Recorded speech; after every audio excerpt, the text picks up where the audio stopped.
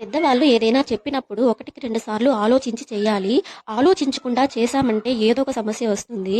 So, అసలు ఏం జరిగిందంటే మా ఫ్రెండ్ ఒక స్టోరీ రాసింది. ఆ స్టోరీని మన ఛానల్‌లో పోస్ట్ చేయమని చాలా రిక్వెస్ట్ చేసింది.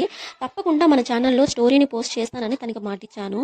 స్టోరీ అయితే చాలా చాలా చాలా బాగుంది. నాకైతే చాలా బాగా నచ్చింది. మనకు కూడా చాలా బాగా నచ్చుతుంది. సో, లేట్ చేయకుండా మన వీడియోలోకైతే వెళ్ళిపోదాం. Audio Jungle. Audio Jungle. Audio Jungle.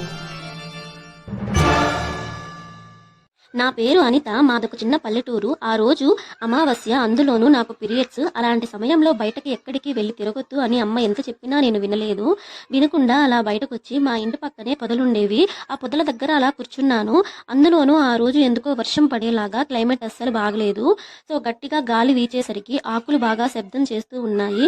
అందులోనూ నేను పొదల పక్కనే కూర్చున్నాను కదా, అందులోనూ ఇంకా బాగా శబ్దం వినిపించింది. కాసేపటి తర్వాత వెనుక నుంచి నా వైపు ఎవరో వస్తున్నట్లు శబ్దం వినిపించేసరికి ఎవరు అది అని అడిగాను. కానీ అస్సలు సమాధానమే లేదు. నన్ను భయపెడుతూ సౌండ్లైతే వస్తున్నాయి. చాలాసేపు చూశాను ఎవరు అని, కానీ ఎవ్వరూ కనిపించలేదు. ఎన్నిసార్లు అడిగినా అసలు సమాధానమే లేకపోయేసరికి సైలెంట్ అయిపోయాను. కాసేపటి తర్వాత మళ్ళీ టక్ టక్ టక్ అని అన్నట్లుగా అడుగులు వినిపిస్తూ ఉన్నాయి.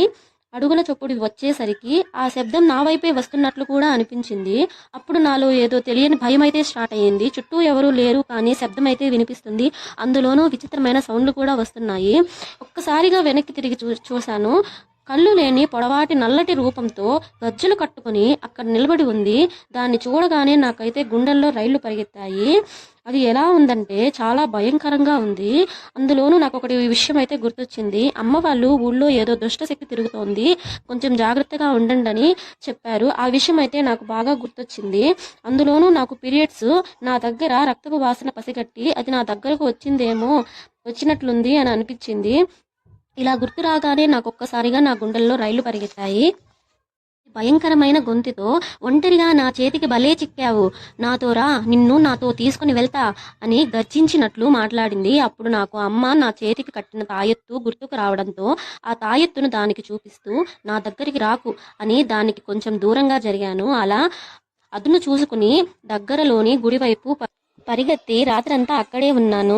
ఆ భయంతో రాత్రంతా నిద్ర పట్టలేదు. మరుసటి రోజు ఉదయం గ్రామ ప్రజలందరినీ తీసుకుని ఆ ప్రదేశానికి వచ్చి జరిగిందంతా వాళ్ళకి చెప్పాను. గ్రామ ప్రజలందరూ అక్కడ దయ్యం విడిచిన గుర్తులను చూశారు. నా ధైర్యానికి, నా సాహసానికి మెచ్చుకుని నన్ను అభినందించారు. కాబట్టి పీరియడ్ సమయంలో చాలా జాగ్రత్తగా ఉండండి. బయటకు వెళ్ళి ప్రమాదాన్ని కొని తెచ్చుకోకండి. Be safe.